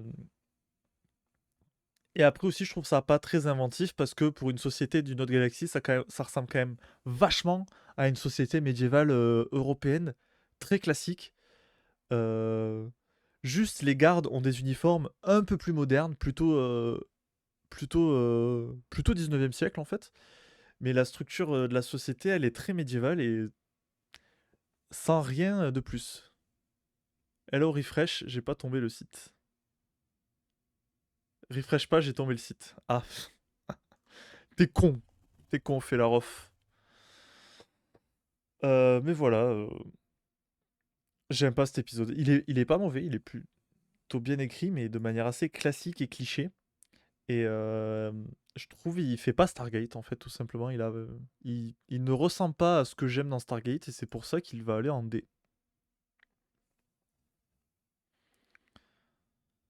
Épisode suivant, coup d'état. Qui s'appelle aussi coup d'état en anglais, d'ailleurs.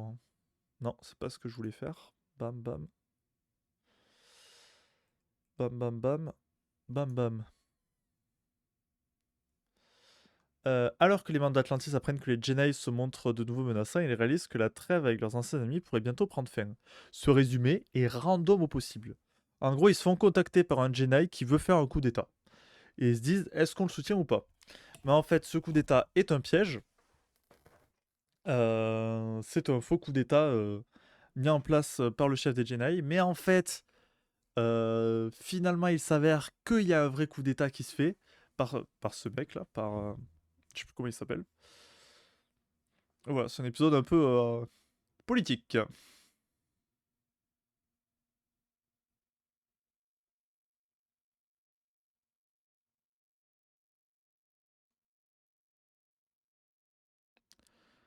Voilà, donc enlèvement de l'équipe de Lorne, décès de Cohen, la Don Radim, nouveau leader des Jedi, instauration d'une alliance avec les Jedi. Et en parallèle, oui, il y a une histoire où une équipe a été kidnappée. Mais cette fois-là, c'est pas deux histoires séparées dans un seul épisode, elles finissent par se rejoindre. Parce qu'en fait, voilà, les Jedi essaient de mettre en place un remède pour leur filer le gène des anciens, en fait, pour pouvoir prendre la cité d'Atlantis et la contrôler, et contrôler les technologies anciennes en général. Voilà, ça va être un peu d'épisodes avec beaucoup de diplomatie, des faux semblants, des et voilà, et des alliances, ah, j'ai perdu le mot, des trahisons. Bon, après, je trouve ça un peu too much, le coup de, il y a un coup d'état, en fait c'est un faux. En fait, il y a quand même un coup d'état par la personne qui disait qu'il y avait un coup d'état, mais qui en fait était un faux. Simplement parce que euh, il paraît que parce que certaines des Jedi qui ont été irradiés peuvent être sauvés. Bon, je trouve ça un peu gros, cette histoire de finalement en fait il y a un coup d'état. Mais ça marche quand même plutôt bien et l'épisode est sympa et j'aime bien que les deux histoires finissent par se rejoindre. C'est vraiment plaisant, en fait, voilà, ils se sont fait capturer et on finit par découvrir que c'est les Jedi qui sont derrière tout ça, tout le temps, alors qu'ils sont censés être plus ou moins alliés, si c'est pas alliés, au moins en trêve. Voilà, c'est un épisode politique politicienne sur les Jedi. Et où est-ce que je le mettrais? Ah, il s'est mis dans le mauvais sens. Ah non, pardon. J'ai sauté Possédé. Bon, on y viendra après, c'est pas très grave. Possédé est un épisode très à part. Et où est-ce que je le mettrais, cet épisode sur les Jedi? Pour le turnover final qui est un peu gros, je le mettrai en B, mais je trouve quand même que c'est un bon épisode. Très, très, très captivant. Possédé. Shepard et Ware deviennent une menace pour Atlantis lorsque les esprits se retrouvent être sous contrôle de deux entités hostiles. Donc en gros, ils trouvent des capsules de sauvetage, mais les mecs sont morts à l'intérieur, mais leur conscience se transmet, en tout cas une conscience se transmet dans Ware. Et finalement, ils finissent par ramener une deuxième conscience qui se transmet dans Shepard, où au début, ils font genre qui sont mariés et qui veulent juste se dire au revoir, The Long Goodbye. Mais en fait, ce sont des ennemis de deux factions différentes qui vont se donner, qui veulent finir leur match à la mort, en gros. Et l'objectif va être d'arrêter chacun d'entre eux, Shepard et Ware sous le contrôle de ces autres humains, sans les tuer, parce qu'on veut récupérer Shepard et Ware. Et, euh, et, euh, et voilà, cet épisode marque aussi le retour de Caldwell après le serpent dans la tête, qui va essayer aussi de faire avancer ses pions toujours pour prendre plus de pouvoir sur Atlantis. Et vu que c'est le gradé le plus haut gradé, qui n'est pas sous le prise d'une entité alien, va prendre un peu le contrôle des opérations et ça va être un peu en clash avec McKay et le reste de l'équipe de commandement. Mais en fait, voilà, là c'est un épisode où on se rend vraiment compte qu'il fait ça pour le bien et que dès que les deux autres retrouvent leurs esprits, il leur rend le pouvoir. Et donc le Caldwell est une bonne personne, toujours. J'ai assez peu d'affection pour cet épisode, je vais être très honnête. Je le trouve très bien construit, très bien écrit, et les dialogues entre Shepard et Ware, enfin leurs entités qui les possèdent, sont très justes. Euh, mais je n'apprécie pas l'épisode, je sais pas trop pourquoi, juste je rentre pas dans l'histoire. Et je trouve le concept vite très éculé en fait. Et voilà, je trouve ça tourne un peu en longueur et ça devient un peu gros à la fin quand Ware prend vraiment le contrôle de la cité, la met vraiment en danger en appelant les Wraiths pour faire réagir les autres. Ça finit par être un peu gros. Où Ware veut forcer Tayla à tuer Shepard.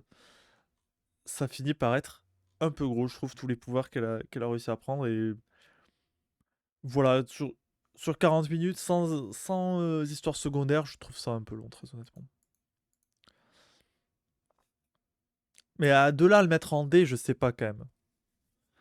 Mais ouais, en C il a toute sa place. Traitement de choc.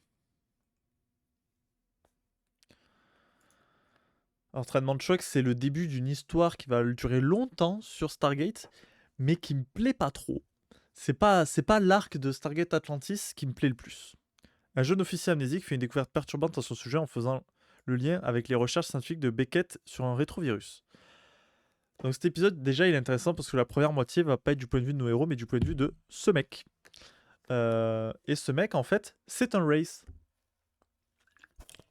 Voilà, donc c'est la continuité du rétrovirus dont je vous parlais tout à l'heure pour transformer les Wraiths en humains. Et autant la première partie est plutôt cool, où on va le voir de son point de vue, et comprendre au fur et à mesure qu'il y a un problème, jusqu'à ce qu'il découvre lui-même que c'est un Wraith. Et puis après, il y a le moment où il prend un peu plus conscience et il veut s'échapper, et ça m'emmerde un petit peu en fait. Donc premier test du rétrovirus sur un cobaye Wraith, Michael. Ça va devenir un méchant récurrent, donc retenez-le. Découverte du site alpha pégasien, oui. Fuite de Michael sur une planète Race. Enlèvement de Tayla par Michael. Libération de Tayla et récupération de Michael par ses congénères. Voilà, donc J'aime pas l'épisode où il a conscience d'être un race. Je trouve que. Bon, après, c'est aussi pour marquer le fait que, intrinsèquement, genre, que Ronan a raison, globalement. Ronan, il dit peu importe ce que vous faites de médical sur lui, ça restera un race au fond de lui. Et. Et, et la série, en fait, est plutôt du point de vue de Ronan. Euh, Même si ça va être un peu nuancé sur la suite, vous verrez. Mais c'est un peu du point de vue de Ronan, ça reste un race. Et Michael, quand il a conscience de ça, voue une détestation après aux humains. Que je comprends, mais qui m'intéresse pas trop en termes narratifs, moi, perso. Mais voilà, la scène où il découvre que c'est un race qui est là, elle est, euh, elle est quand même assez forte. Mais en fait, c'est juste, l'épisode est bien, mais tout l'arc que ça va amener me fait un peu souffler du nez et je suis un peu en mode. Enfin, je m'en fous, quoi. C'est vraiment pas du tout mon arc préféré de Atlantis, notamment parce que cette histoire de rétrovirus, moi je trouve elle a aucun sens. Les Wraiths se sont vraiment développés en tant qu'espèce, c'est pas une maladie à guérir. Genre, genre oui, leur ADN s'est fusionné avec celui d'un insecte, mais ça s'est fait sur une telle durée que c'est une espèce à part en fait. C'est plus. Ça me paraît absurde de pouvoir les retransformer en humains. Ça me paraît trop gros. Pourtant, Stargate est habitué de faire des trucs un peu gros et de prendre des concepts de SF un peu par-dessus la jambe et des concepts de science en général. Ça reste de la. C'est pas non plus de la science fantasy, mais ça reste de la SF bas niveau, quoi, qui est un peu facile, voilà, tout simplement. Et du coup, j'adhère pas à cet arc. De là à le mettre. Ouais, moi, je le mettrais même en D, hein. C'est. Je trouve il y a. Je sais pas, c'est pas si intéressant que ça. Mais si je le mets en D, il faut que je descende lui, par contre. Parce que lui aussi, en fait, il m'emmerde. Et lui, genre, j'ai rien à redire contre lui, juste j'aime pas l'épisode, j'ai rien à dire. Donc je pense que c'est plus logique si je fais ça. Tut. Je suis extrêmement mal assis là, comme vous pouvez le voir, je suis très bas dans mon siège. J'arrive pas à rester assis normalement sur une chaise, c'est assez terrible. Et on a bientôt fini. Épisode 19. Inferno. L'éruption annoncée d'un supervolcan dans lequel se trouve un avant-poste des anciens oblige l'expédition à organiser l'évacuation de la population locale sur un autre monde. Donc rencontre avec les Taraniens, qui habitent cette planète, découverte d'un avant-poste des anciens, qui est un avant-poste qui utilise l'énergie géothermique, découverte d'un vaisseau de guerre ancien, l'Hippaforalcus, rebaptisé Orion, découverte d'un vaisseau russe en direction d'Atlantis, découverte d'un supervolcan, destruction partielle de Taranis. Donc là, c'est le Volcano. Voilà, c'est le Volcano de Stargate. Et, donc, comme vous l'avez compris, ils découvrent une base qui a un vaisseau, ils essaient de sauver tout le monde de la destruction totale, parce que c'est un volcan de type Yellowstone, c'est-à-dire s'il rentre en explosion, il n'y a plus de vie sur la planète globalement.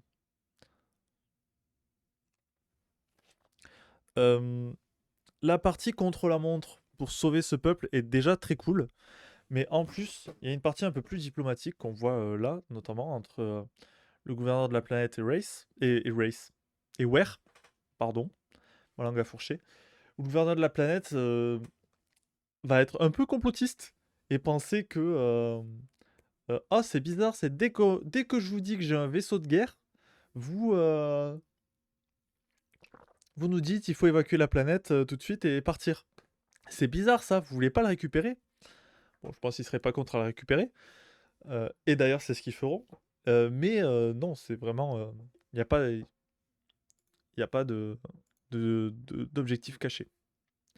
Mais le fait qu'ils deviennent un peu complotistes, je trouve, est complètement cohérent et marche bien. Et voilà, et ce volcano où la situation se dégrade de plus en plus très tôt, par exemple, ça c'est assez terrifiant, où du coup, il va falloir trouver d'autres solutions. La porte tombe dans la lave et est détruite. Donc il va falloir utiliser le dédale, mais c'est pas assez. Et du coup, ils vont essayer de s'enfuir avec le vaisseau, en essayant de le remettre en marche rapidement. La solution est assez cool d'ailleurs. Je vous la spoil pas. Mais il trouve une solution et il finit du coup par récupérer ce vaisseau.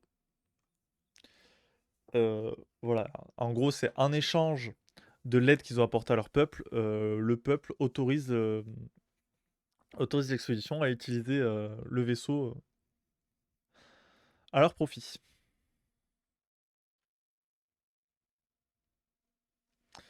Voilà, l'épisode est assez cool, assez grisant, très tendu. La fin est extrêmement tendue. Où ils sont enfermés dans le vaisseau, sous la lave. Enfin, la base est sous la lave, et du coup, ils se demandent vraiment comment ils vont s'en sortir. Et ils y arrivent, et le Eureka est assez cool. C'est vraiment un très bon épisode. Et c'est marrant comment ils reprennent vraiment des high concepts de films connus, cette saison-là, pour faire des épisodes. Ce qui est déjà arrivé quelques fois dans SG1, mais là, dans la même saison, il y a un épisode La Mouche, il y a un épisode Volcano, et ça me fait assez rire, et je trouve ça. Il y a un épisode Matrix, il y a un épisode oh, Les Évadés, qu'est-ce que ça pourrait être? Ouais, il y a un épisode avec des prisonniers, La chasse à l'homme. Je suis sûr, on peut retrouver peut-être un lien avec un film à chaque épisode, et, euh, et, euh, et c'est plutôt. Il y a un épisode Abyss dans l'idée. Avec le vaisseau qui tombe au fond de l'océan. Et pareil, ouais, celui-là, j'ai rien à dire. C'est vraiment. On pourrait croire que c'est un simple filler, mais l'épisode est super cool et super bien foutu et trop bien.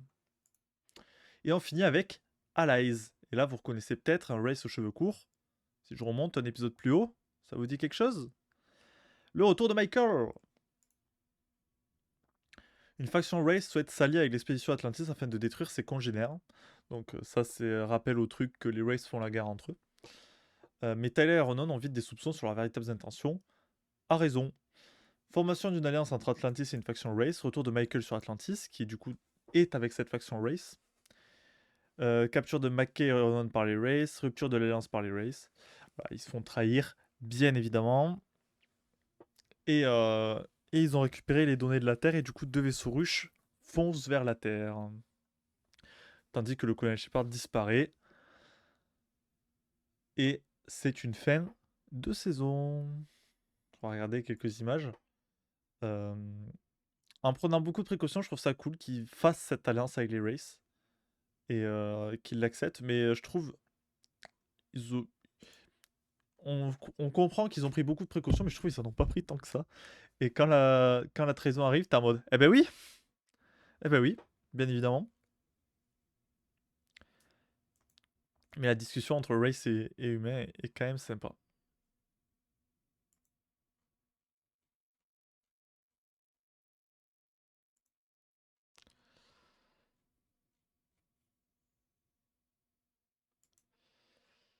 Et voilà, donc ça termine où tous nos personnages sont un peu en grand danger. Ronan et Mackay capturés. Shepard disparu. Qu'est-ce qui se passe, quoi? On verra ça à un prochain stream. Et voilà, donc il y a toute une partie où ils vont essayer de tester le rétrovirus en tant qu'arme bactériologique.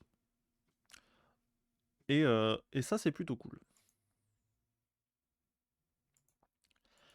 Mais comme je vous l'ai dit, l'arc de Michael, autant l'arc des factions race qui s'entretuent est plutôt cool et que je vais apprécier plus tard dans la série d'autres alliances avec les races, notamment avec Todd.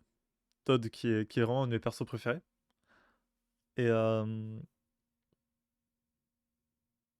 mais l'arc de Michael, moi, il m'a toujours emmerdé.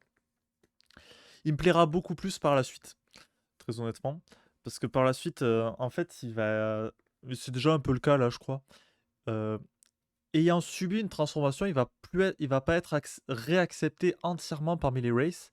Et du coup, au bout d'un moment, il va juste se décider à faire sa propre faction, en fait.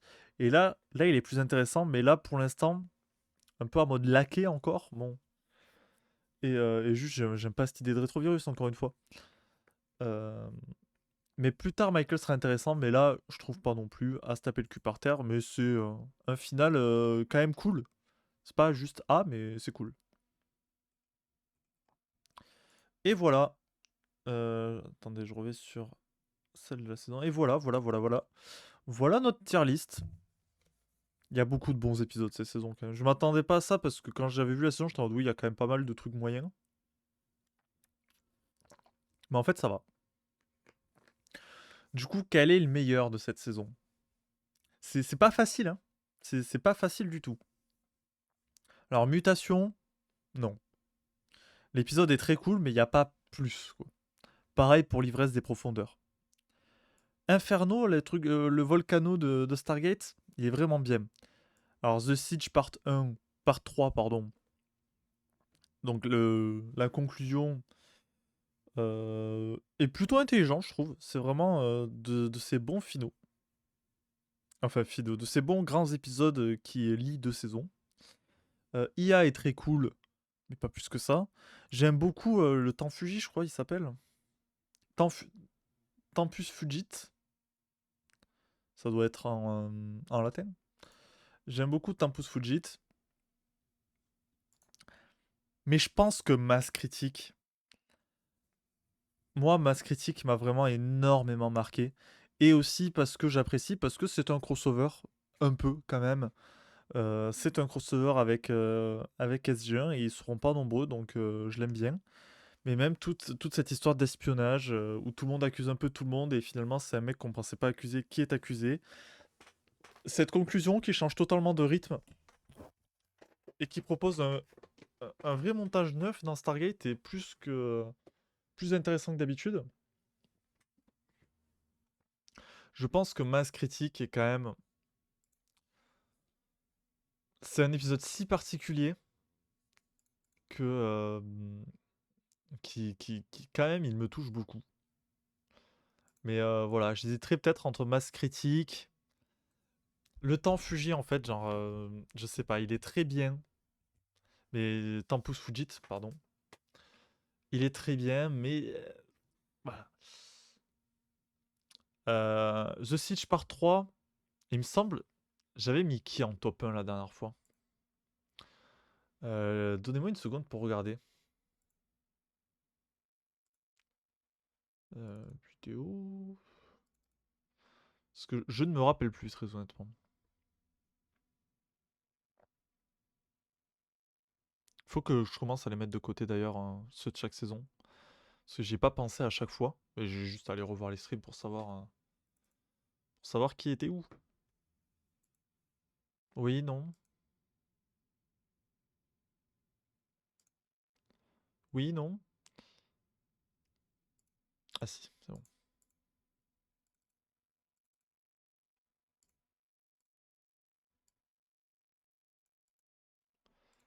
Attendez. VLC, c'est mal ouvert. Pop, pop, pop. Lire, vas-y.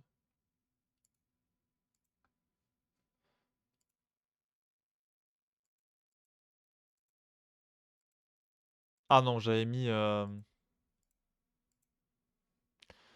pas mis le final de la saison. C'est bon. Mais ouais, mais ça me ferait chier de le mettre quand même, parce que pour moi, c'est vraiment presque un épisode de la saison 1 en vrai. Tempus Fugit ou Mass Critique. Oui, Inferno. Inferno qui est absolument incroyable aussi. Et en fait, je pense Tempus Fugit quand même, je vais pas le mettre. C'est un épisode que j'apprécie énormément, y a aucun souci, il serait sans doute 2 ou 3ème. Mais du coup, ça va plutôt se jouer entre Mass Critique ou Inferno. Parce qu'Inferno, je le trouve vraiment, vraiment passionnant, quoi.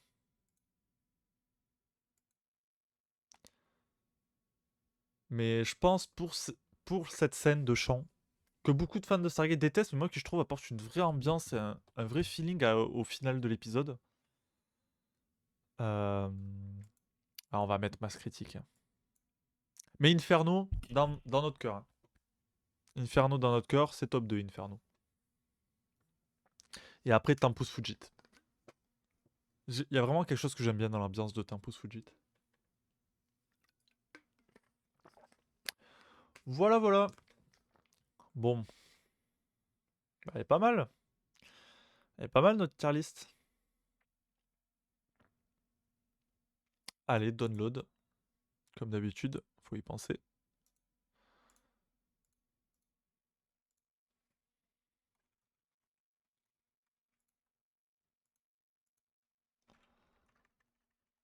va falloir que je fasse un peu de tri, tout ça, parce que j'ai gardé les images, mais un peu le bordel quand même. Thierry Stasia 2. J'ai oublié le T. Voilà, voilou. Bon. Alors, bon, comme d'habitude, je peux faire qu'est-ce qui va sortir en stream bientôt, mais la dernière fois que j'ai dit ça, j'ai prévu 3 streams, j'en ai fait 0. Donc je vais rien dire là, je pense. Je ne vais absolument rien dire. Attends, je vais mettre...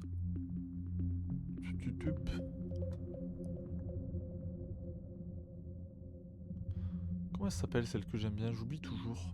A continuous thrum. C'est ma musique préférée de la BO de Subnautica Below Zero. Toujours si vous êtes intéressé pour savoir quelle BO j'utilise. Voilà. Donc là, les streams à venir. J'ai dit que je le ferais pas, mais je vous parlais un peu de ce que je prévois quand même. Je réfléchis à un peu modifier les streams Star Wars pour que je puisse avoir quelque chose à faire chaque semaine en fait. Parce que pour l'instant, c'est pas le cas. Ou alors, ça me demande trop de préparation. Donc, c'est relativement compliqué. Le stream sur le monde perdu, je doute de le finir un jour, très honnêtement. Vous voyez que le premier stream était chiant au possible. Et je suis pas sûr de continuer ça. Et après Stargate, ça continuera. Là, j'attends du coup de les avoir revus, les saisons, pour en parler maintenant, à partir de ce moment-là. Mais la prochaine fois, on pourra parler de la saison 9 sans trop de problèmes. Et je suis en train de me regarder la saison 10 de SG1 et la saison 3 d'Atlantis. Je suis à peu près... pas tout à fait à la moitié de... Ça c'est quoi? Saison 3 DVD 1, 2. Ouais, je suis au tout début d'Atlantis. Je suis au début d'Atlantis saison 3 et à peu près à la moitié d'Atlantis de SG1 saison 10. Voilà, voilou. Bah sur ce, moi je vais vous laisser. Voilà, sur cette magnifique tier list avec masse critique, un épisode préféré.